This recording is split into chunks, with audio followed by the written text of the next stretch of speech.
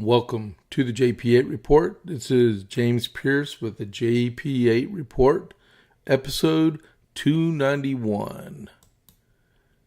Good afternoon, everybody. Hope everybody's enjoying their day. Got a lot of news here and some other stuff. I had a pretty good VA appointment a few minutes ago. It was at 12:40, not 12:20. But it only lasted about 5 minutes. And she said I was doing good. So, hey, that's a good thing. Excuse me. But, thank y'all for tuning in to the JP8 Report. There is some breaking news, and I'm going to get to it after I do the America 250. But it's about Congressman LaMalfa from California and Congressman Baird from Indiana. We'll talk about that. That'll be our lead after the America 250. All right. So welcome to the JP8 Report. And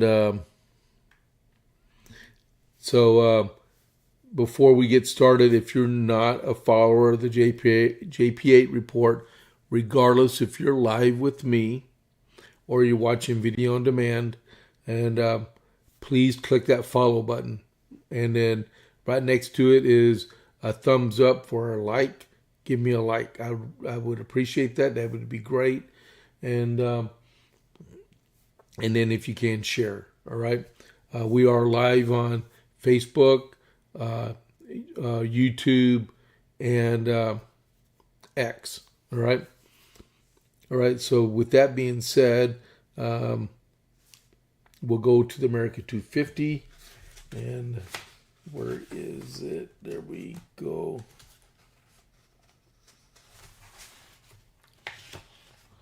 There we go. Okay. So, in America 250 for the 6th of January, 1776, we are now less than 6 months from the Declaration of Independence. The Second Continental Congress authorized the U.S. Navy Medicine.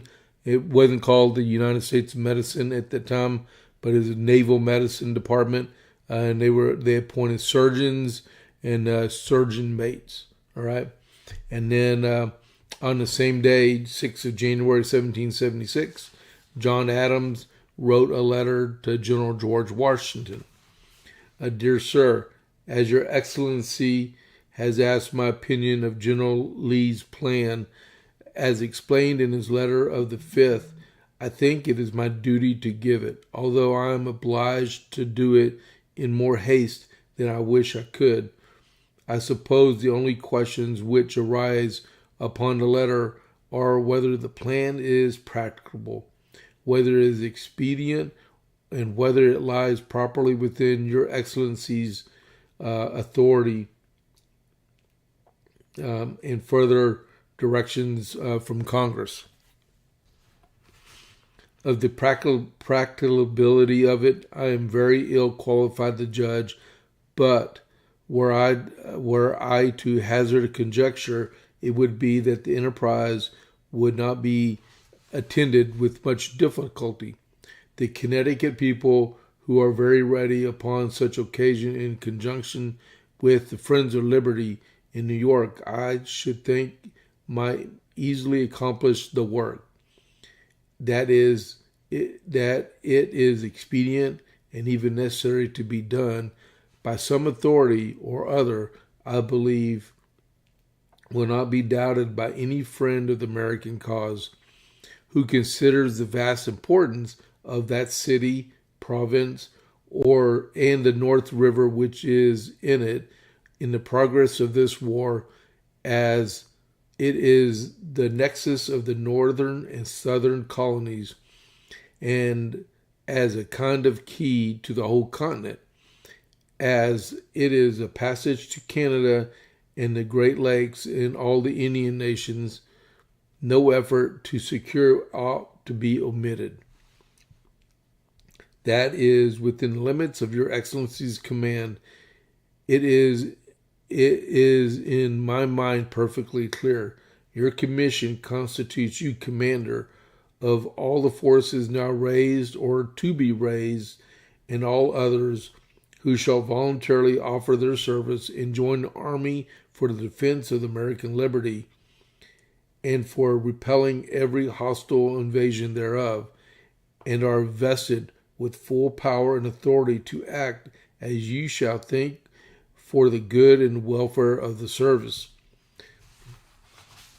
Now, if upon Long Island there is a body of people who have arms in their hands and are entrenching themselves profusely to oppose the American system of defense, who are supplying our enemies both of the Army and the Navy in Boston and elsewhere, as I suppose is undoubtedly the fact, no man can hesitate to say that this is a hostile invasion of American liberty, as much as now made possible in Boston, and nay, those people are guilty of the very invasion in Boston, and are constantly aiding, abetting, comforting, and assisting the army there, and that in the most essential manner by supplies of provisions.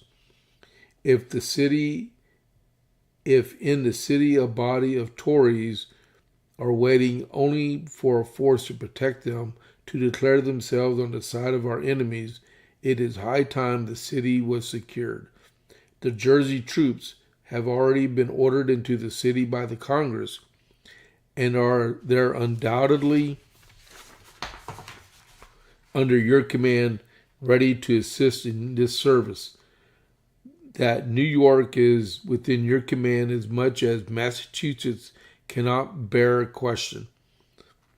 Your Excellency Superior in the command over the generals in the Northern Department, as it is called, has been always carefully preserved in Congress, although the necessity of dispatch has sometimes induced them to send instructions directly to them instead of first sending them to your Excellency, and would have occasioned a circuit of many hundreds of miles, and have lost much time. Upon the whole, sir, in my opinion, it is that General Lee's is a very useful proposal and will answer many good ends. I am, with great respect, your Excellency's most obedient, humble servant, John Adams. And this is about securing New York.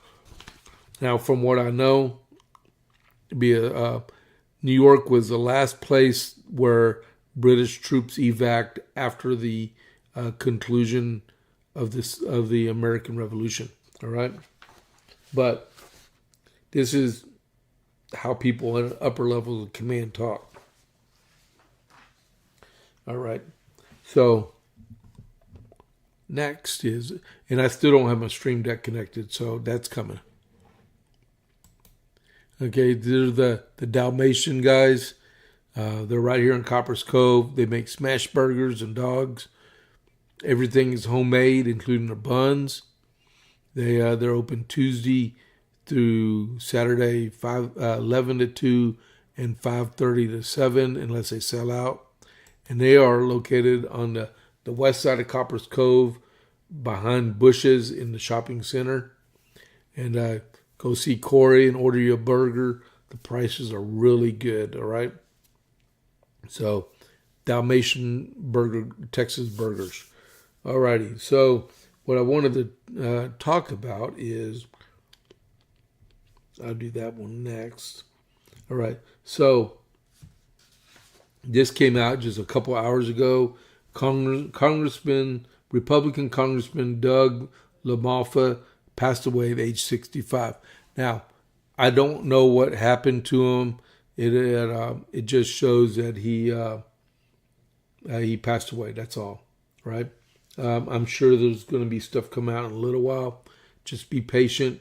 Pray for his family, right? But it said LaMalfa represented part of California and was chair of the Congressional Western Caucus. His death brings Republicans' majority down to 218 to 213, and we'll expand on that one in just a couple of minutes. The House Majority Whip Tom Emmer from Minnesota confirmed LaMalfa's death on X.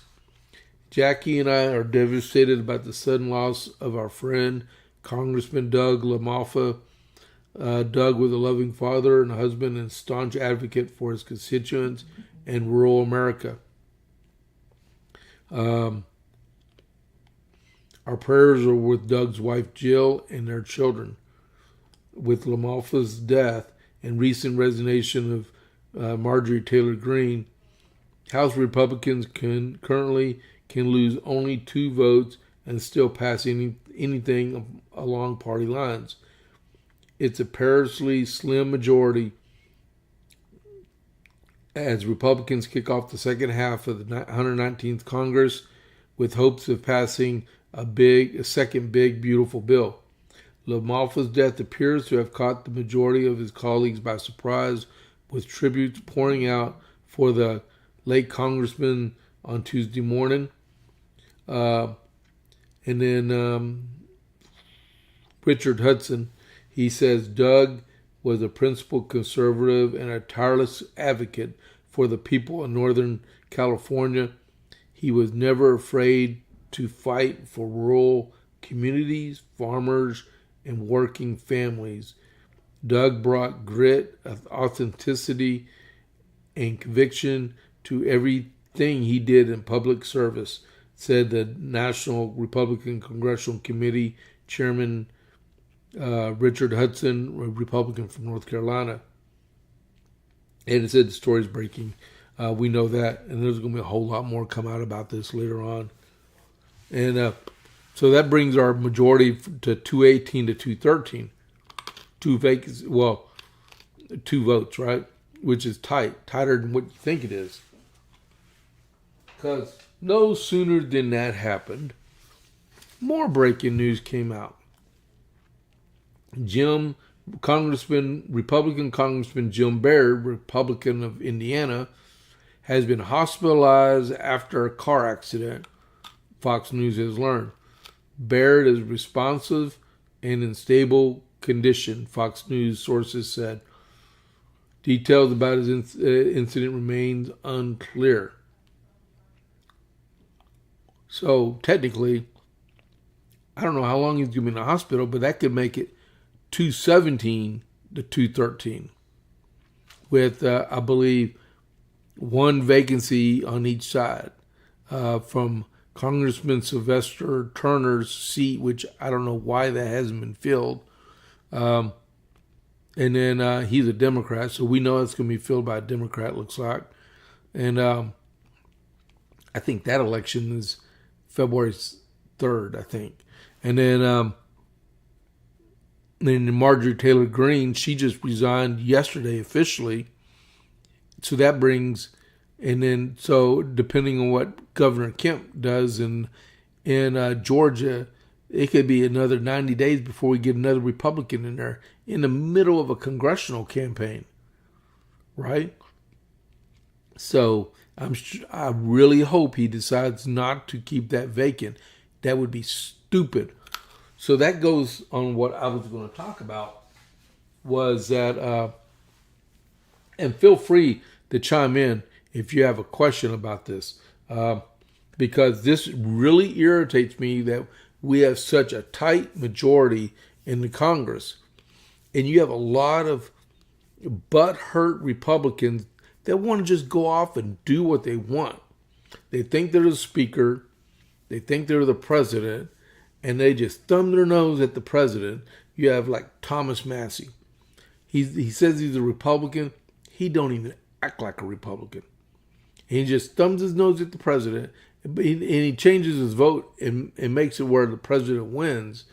But it's just painstaking that what he does and what other Republicans do and what they say in public that embarrasses the Republican Party and embarrasses the President of the United States. You got a whole bunch of people out there that are, I would say they're closet TDS people. And they just don't want to come out of the closet and say what they really feel about the president because they want to stay in office. They're fake Republicans. They might as well be Democrats because like I said, they are fake Republicans. You need to stand up and you need to do what's right. You need to vote with the Republican majority and always vote with the Republican majority. The president only has a finite amount of time that he can actually get stuff passed before politics get so thick around this summertime and through the next 2 years, because he can't run for re-election. The Republicans need to get their act together and vote as a bloc like the Democrats do. All right? Right now, we just lost a very valuable member of the Republican caucus, right? And we had another one injured in an automobile accident. More breaking news. Hold on. Search for missing teen concludes. Police announce arrest. Okay. So if you look at it, where was I going on this train of thought? Help me out, people. Help me out. If you look at it, you have a bunch of Republicans that are senior citizens. Same thing in the Democrat Party. You got guys like in my congressional seat. Hey, I love John Carter. He's an awesome Republican, right? But he's in his 80s. You have a bunch of young men that are running to replace him from about 63 years old younger. And I see like Raymond Hamden. I think he is like about 35. Steve Dow, I think he's just close to 30. He looks so young. You got some really young people running in our congressional district. But what happens if something should happen to John Carter in the next 7 months? What do we do then? I think the deadline for having a special election is toward the end of April. Like April 19th or 20th. If it happens after that, you might as well wait for the next election in an election year. So what do? Turn over the reins to Hakeem Jeffries? I don't think so. But this is what we do. You look at you get a group picture of Congress and see how old these guys are. And just think that we can actually do better. We're in a very precarious situation right now with a 218 to 213.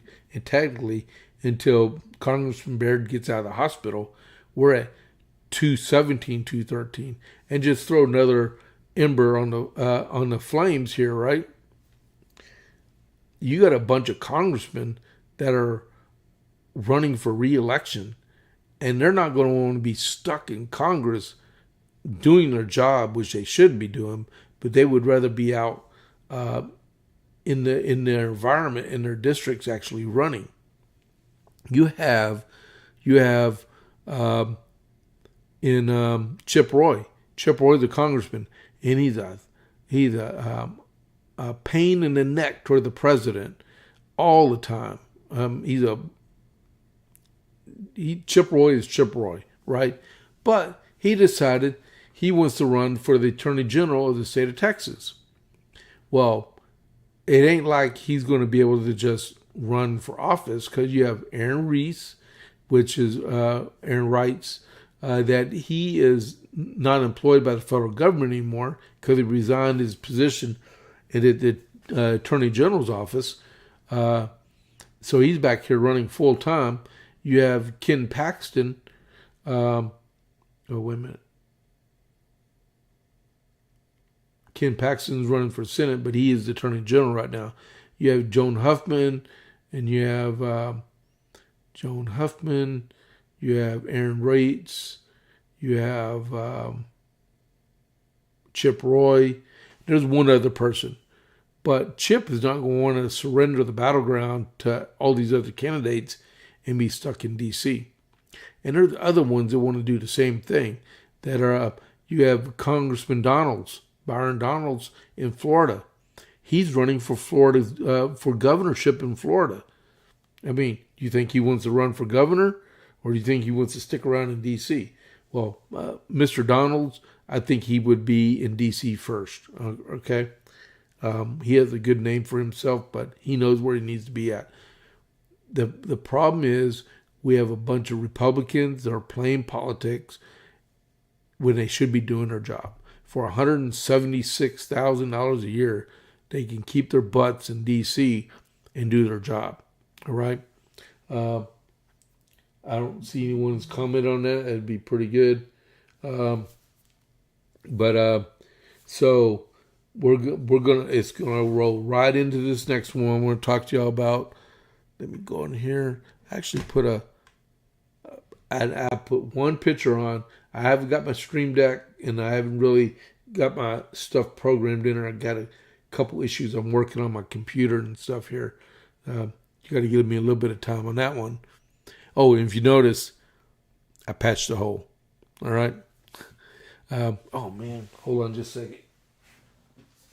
No one told me my backdrop went off. Give me a second here.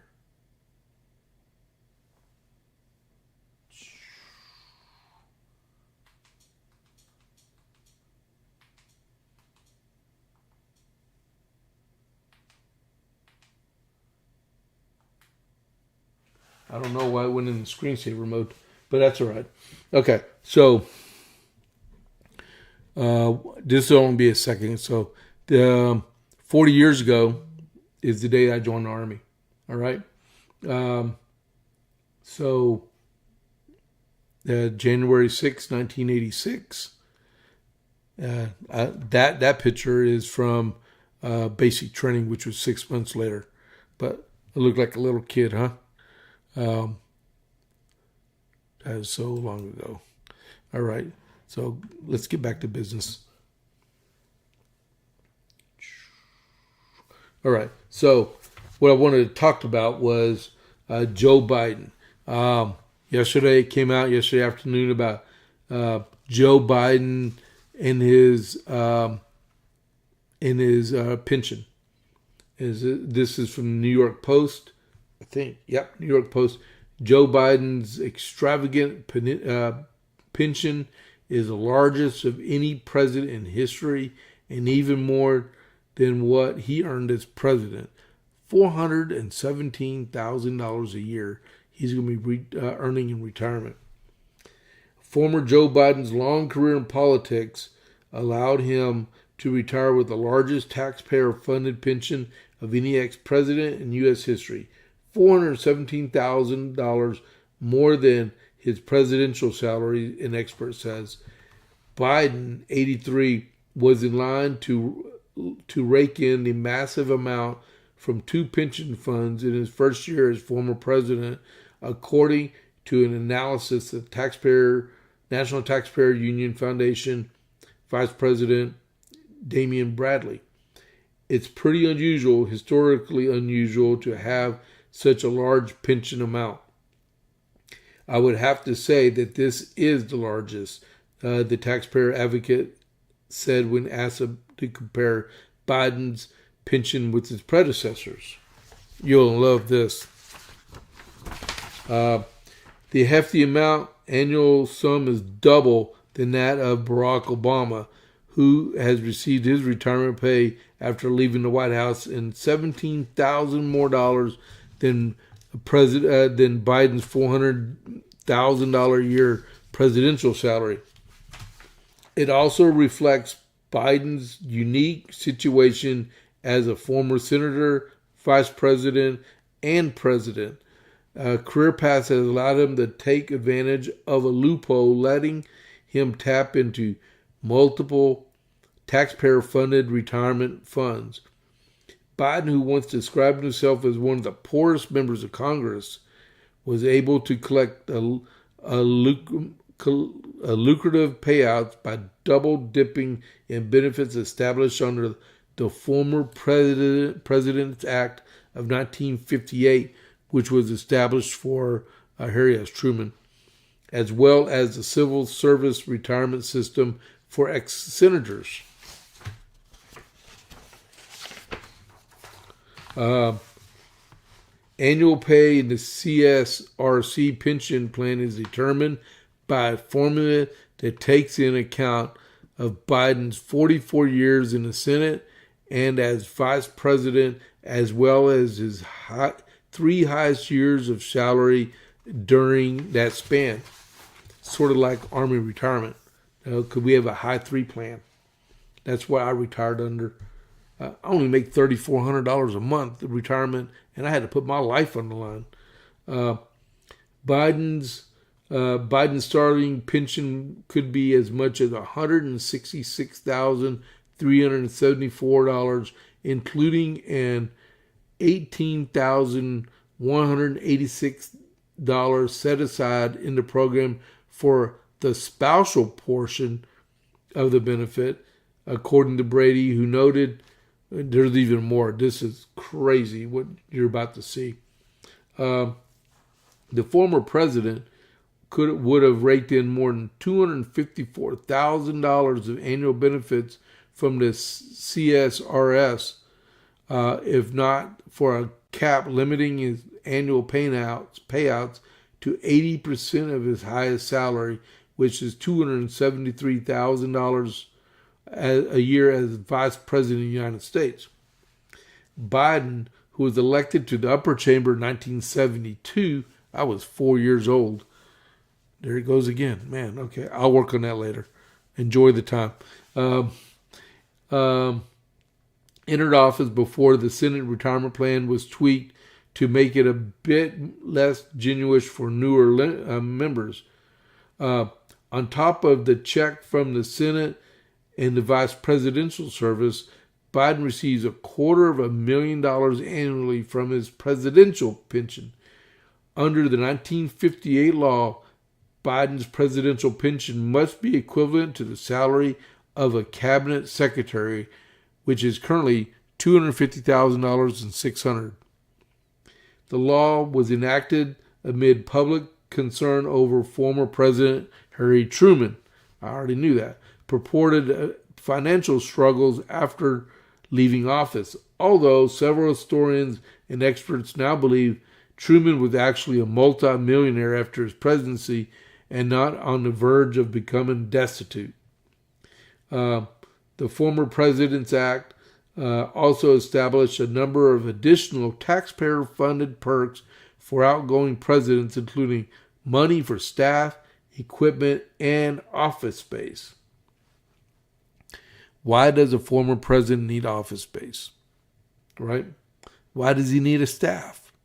Well, okay, I give him a staff because I know general officers that still have a staff. Where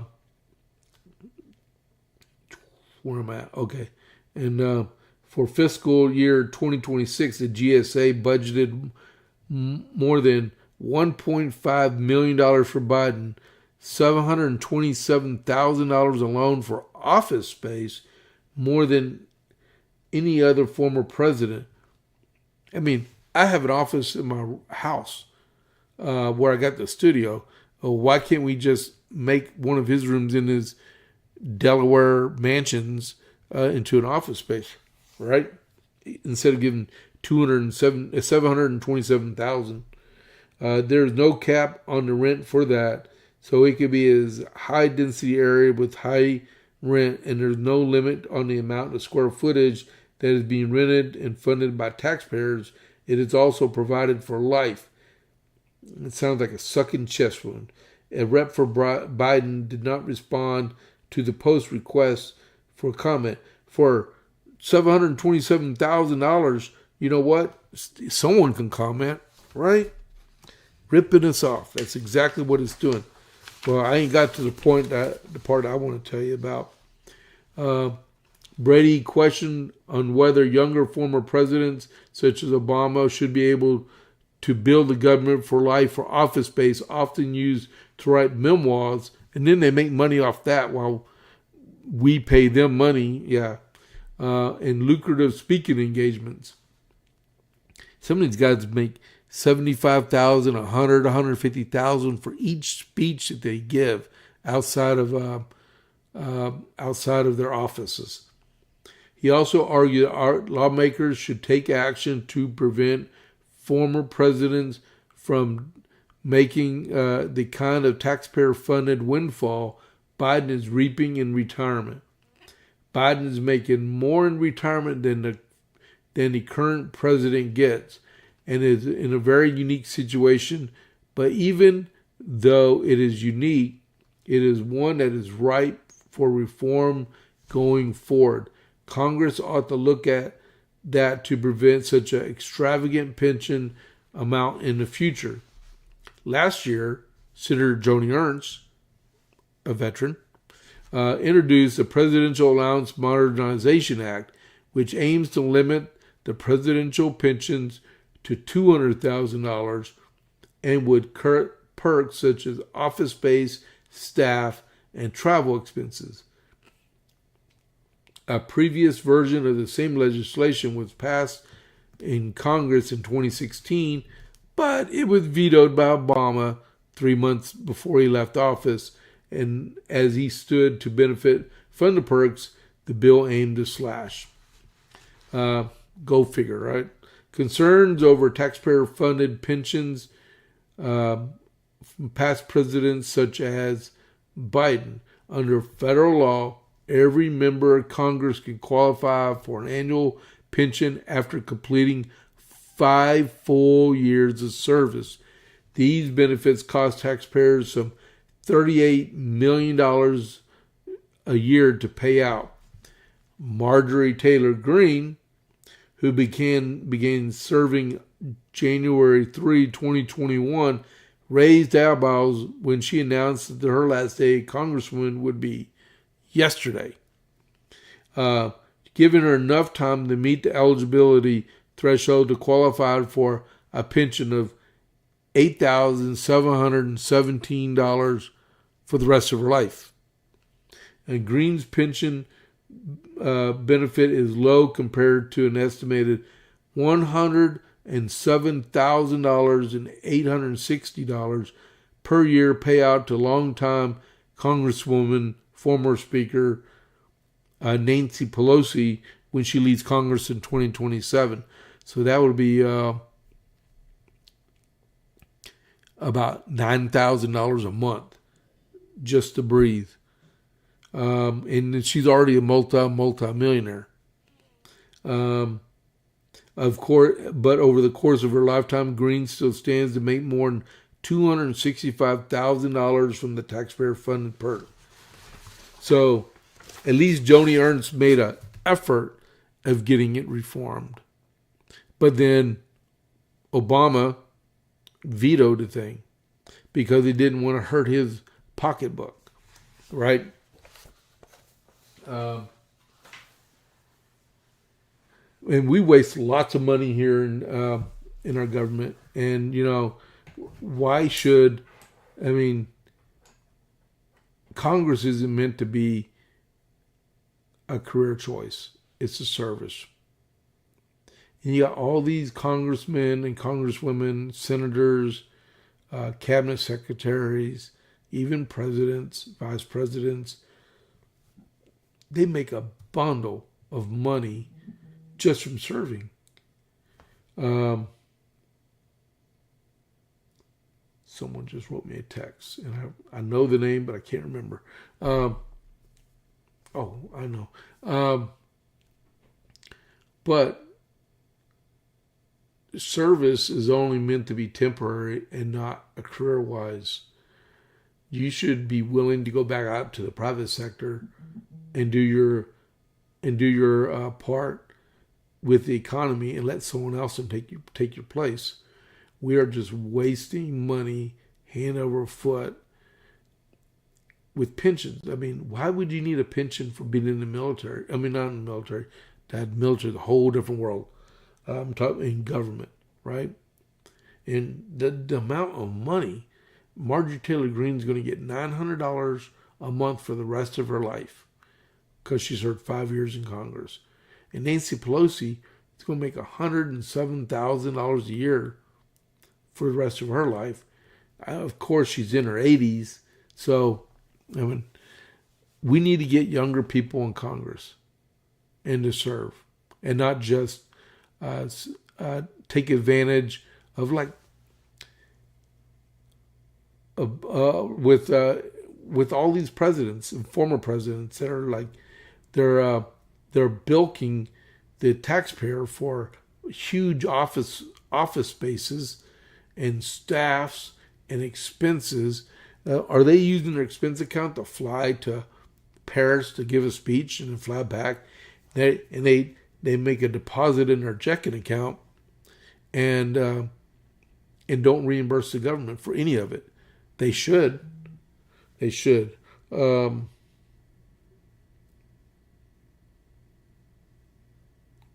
Okay. Crazy stuff. Oh, one thing I did learn before we go on for the next one. How long have I been on? 37 minutes. I saw a deal yesterday that, if you didn't know, I read the New York Post. I like to read the New York Post. But there's a California Post that's coming online on the 26th of January. And it's going to be print and digital and done in Southern California. It's going to be part of the New York Post. They're doing it. But they said the time is right to do one for California. That would be pretty good. I'm going to actually subscribe to that one. But yeah, I just got a New York Post posting.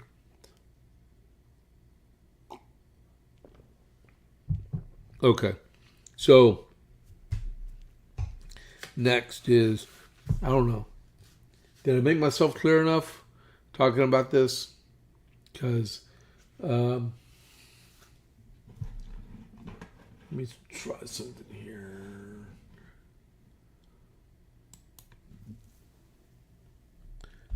I'm going to write me a text real quick.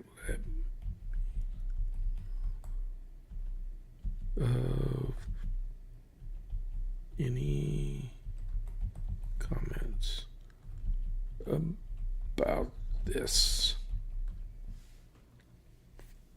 Let's see if it works. All right. So I just sent everyone a text out there from the live chat that if y'all have any comments about how we waste our money in our government. Okay. So Senator Klobuchar is thinking about running for the governor of Minnesota. So that would create a vacancy in the Senate, which will be a Democrat anyway, because if she wins, she'll just appoint her replacement, or Governor Walz will replace her and let her become governor. Okay, but that means they'll get another liberal governor out in Minnesota if she wins. Because I saw an interview this morning. Someone was running for governor. Oh, it's Mike Lindell, and he has a good shot at winning. Democrats in Minnesota are urging longtime Senator Amy Klobuchar to jump in the blue-leaning state's race for governor in the wake of Monday's blockbuster move by Tim Walz to end his 2026 re-election bid amid political fallout from a massive fraud scandal. Klobuchar, who was re-elected in 2024 to a fourth, man, I didn't know she'd been in there that long, 6-year term in the U.S. Senate, is receiving calls urging her to run for governor, sources in Minnesota confirmed to Fox News Digital. And sources are telling Fox 9 in Minnesota that Klobuchar is considering making a gubernatorial bid, but is yet to make any final decision. Walz met Sunday with Klobuchar to discuss his decision to drop his re-election bid, but a source familiar with Fox News confirmed. Klobuchar didn't comment on her political plans in a statement Monday, but the senator, commenting on the governor's move to combat the fraud scandal full-time rather than seek another term in office, said Walz made a difficult decision to focus on his job and the challenges facing our state rather than campaigning and running a re-election. The senator has won all 4 of her Senate campaigns by wide margins, including a nearly 16-point re-election in 2024. But Klobuchar, who is currently running number 3 in the Senate Democrat leadership, faces hurdles to rise higher in party leadership in the chamber. It says Senate Minority Leader Chuck Schumer is the top Democrat in the upper chamber and isn't expected to leave his post. Another old person that doesn't want to do anything but die in his seat of old age. But Senate Minority Whip Dick Durbin is retiring from Congress, leaving an opening to fill in the Senate leadership pecking order. And then Senator Brian Schatz from Hawaii is expected heir apparent to that position. However, Brian Schatz, if you did not know, is a licensed pilot, and that during COVID, he would proxy vote. I think that's what it is, and so he was double dipping. He was earning his congressional salary and then earning pay as a commercial pilot. If that makes any sense. Thanks, Rob, for the comment. And then what are we looking at here? 42 minutes. Okay, so we will find out about that. And then the next person that declared for office, this is the actual declaration. Republican Jim Ellison is making a bid for Republican seat in the state of New Mexico for governor. It says Republican Jim Ellison wants to prevent New Mexico from turning into another California. That is a key reason why Ellison, the former commissioner of the New Mexico Public Regulation Commission, on Tuesday launched a campaign for governor in the blue-leaning southwestern state in the 2026 race to succeed term-limited Democrat Governor Michelle Lujan Grisham. Grisham. Oh, she was, I believe she was in the Obama administration. In a statement announcing his candidacy that was first shared on Fox News Digital, Ellison argued that policies under the current administration are setting the stage for a dramatic increase in electricity rates. Ellison, who has decades of experience in the power and energy sectors, warned over the next 10 years, electric rates will double and triple if our state continues down the path of becoming another California. At a time when affordability is on the ballot, the reality is that Democrat-led energy policies are making life less affordable for New Mexicans. They will make our state less... Hold on just a second. I got to take my glasses off. They will make our state... They will make our state less attractive for economic development, and we need a leader with vision to reverse course before it's too late, Ellison said. I'm ready to make changes that promote electric rate affordability. Ellison joins a Republican gubernatorial field that already includes Rio Rancho Mayor Greg Hull, State Senator Steve Lanier, and Duke Rodriguez, a former Secretary of the New Mexico Human Services Department.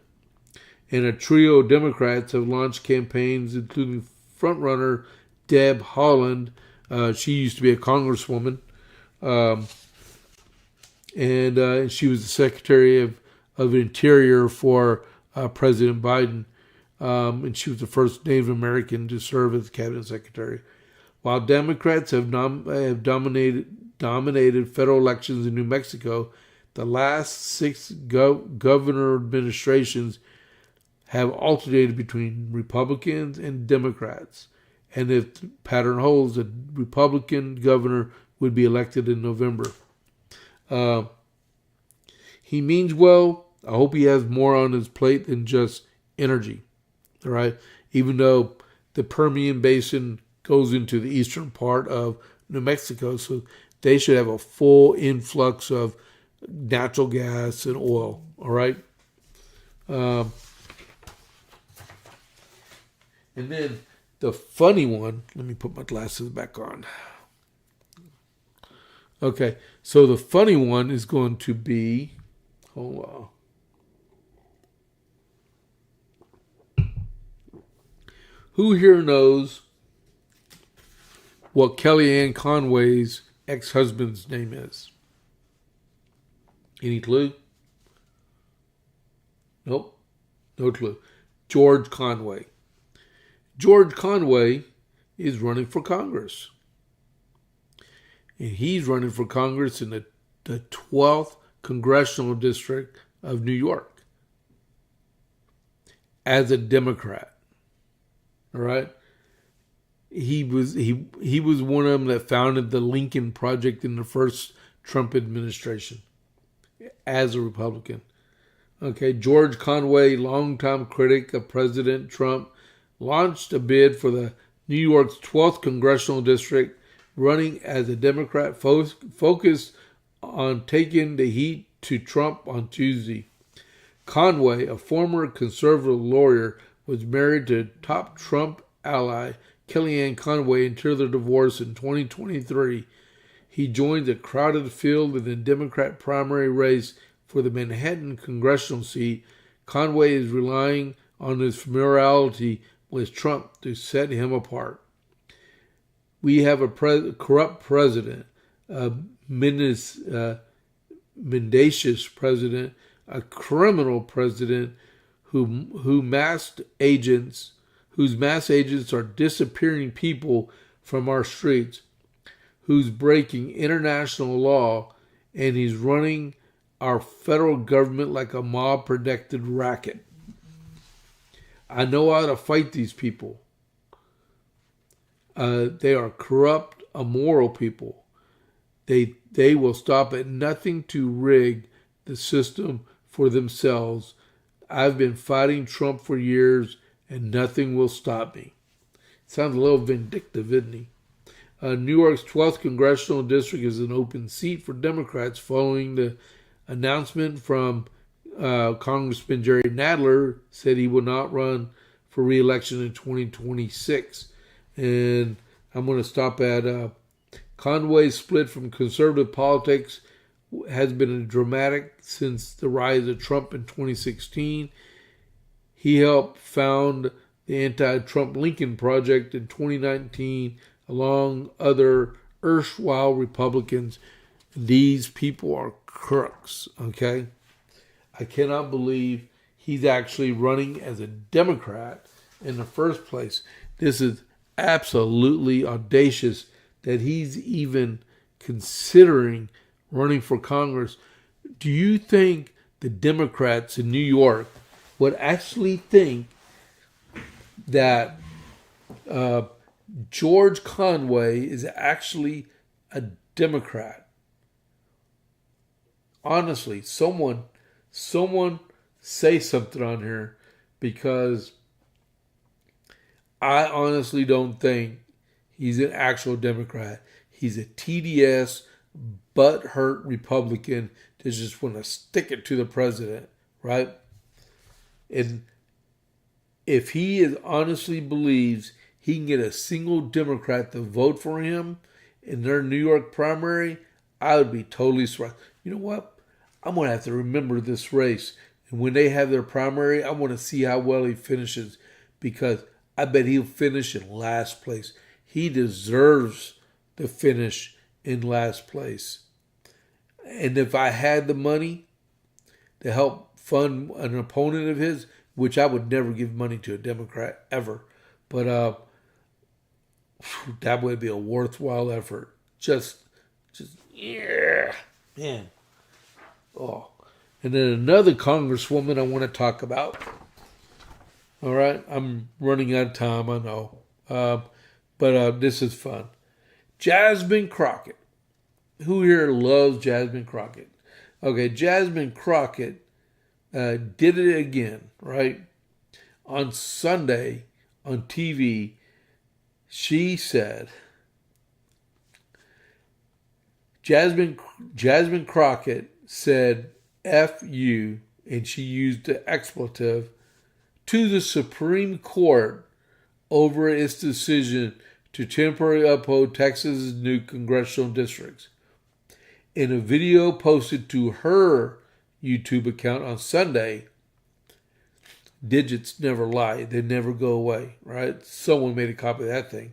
On Sunday, Crockett commented on what she claims are efforts by President Donald Trump and the Republican Party to rig the system ahead of the 2026 midterm elections using redistricting tactics. Obviously, Trump is still doing his bidding along these state houses and state senates and governor's mansions to try to rig the system, Crockett said. Kudos to Indiana for saying F you. I'm not using the words. I don't cuss anyway. Kudos to California for saying we're going to fight back. And after what happened with Mr. Baird and Mr. LaMalfa, I think Indiana needs to go back in there and redo this vote and see if they can make up for the lost time. She continued, definitely kudos to the Trump justice system who wrote the 160-page opinion denouncing what took place in Texas, and FU to the Supreme Court for what they did, as well as, we'll see what happens in some other places. Really? Sounds like a veiled threat. The Supreme Court issued an order in December keeping Texas Governor Greg Abbott's redrawn districts in place ahead of the November elections. The new congressional districts are expected to add up to 5 new GOP House races. So, I don't know what led her to, well, she does have a potty mouth. And she's not even from Texas. She didn't even go to school in Texas. She just appeared. But she, her opponent in the Texas Democrat primary for the Senate is James Tellerico. And then in about another week, he's going to be in Killeen, I believe, on a campaign rally. I have yet to see her in doing a campaign. I don't think she's going to come to this area of the state anyway. You never know. But matter of fact, the area is so tight in Congress right now. Hakeem Jeffries needs everyone he can get to stay in their congressional seats. I hope she loses. I really do hope she loses. What are we doing at? We're at 55 minutes for the main part before I go into premium. Let's see. I got all those done right there. The Corporation for Public Broadcasting dissolved. They took that vote yesterday and dissolved their corporation, which does funding for PBS and NPR. So more large funding for those organizations. They're probably just going to just disappear also because they're not getting federal tax dollars anyway. And then Anna Barr, she was appointed by Mamdani in New York City. She's a flaming left socialist, but she got appointed the comms director for New York City. She used to work for the New York Times, and she was a staffer for Bernie Sanders. Also, let's see, Hilton Hilton, if y'all read what was going on yesterday in Minneapolis at the Hilton Hotel, they canceled reservations of many DHS employees that had rooms there. And Hilton said it had been fixed. And last night, Nick Santor, he's a ex-guy on YouTube, he did a video, an undercover video, and he went and got the kid on screen when he was trying to rent rooms at the Hilton in Minneapolis. And the kid that was doing the front desk clerk thing, he told Nick Santor, which he thought was someone getting rooms for the DHS, that he just got off the phone with the hotel's owner and that nothing has changed. Well, I guess Hilton found out about it last night. Early this morning, we found out that Hilton yanked the franchise out from underneath the hotel. So if you are going to the Hilton in Minneapolis, it's no longer called the Hilton. So you might want to call and verify your reservations, or just cancel your reservations and find a better hotel elsewhere. All right. The kid, the person, his name is William Dohor in Cincinnati, Ohio. He broke several of the windows in the vice president's house. The vice president wasn't there. And it comes out the day that he's transgender also and prefers to be called Julia. So another trans person doing crazy stuff out there. Next is Jane Nelson. Jane Nelson is the Secretary of State for the state of Texas. She is responsible for everything in elections, all voting, everything, right? She's in the middle of a lawsuit brought by Abraham George and the Republican Party of Texas so that we can have closed primaries here in the state of Texas.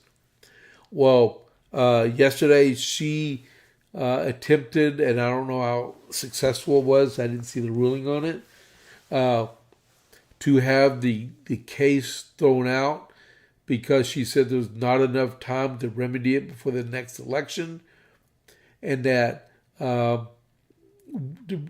Texas has the Texas Republican Party has no plan in place so that we can have closed primaries, which it'd be easy to do anyway. We already know what to do, right? So that's the fight that our chair still has. And we already knew they would not go in effect on this upcoming primary for 2026. It'd be more like for the primary for 2028, right? But we need to get this done and get it over with, right?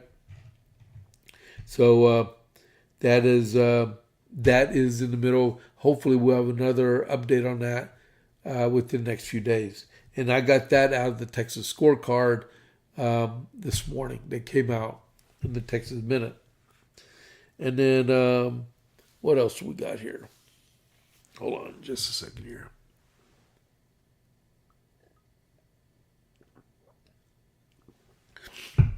Hey, Rob, if you're still on watching the podcast, how is my voice doing? And let me know. Do a chat on here for me, okay? And let's see. So we have been on for 1 hour. So I'm going to I got some left over here, but I can carry on this tomorrow. So I'm going to do the my socials. You can reach me on X at James Pierce Jr. You can find me at on Facebook at James A. Pierce Jr.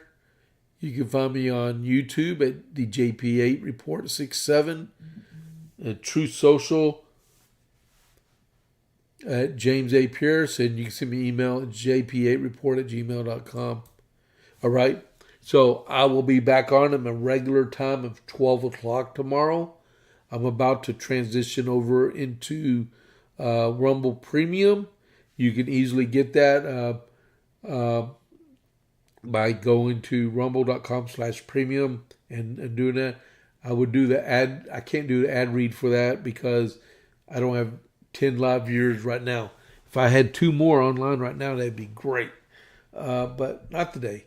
But still, you go to rumble.com/premium and you can say, and I think they got a special ongoing right now, right? So I'm going to transition over here and I will catch y'all on the flip side tomorrow, right? So hold on just a second. Let's stop recording. And then go over here.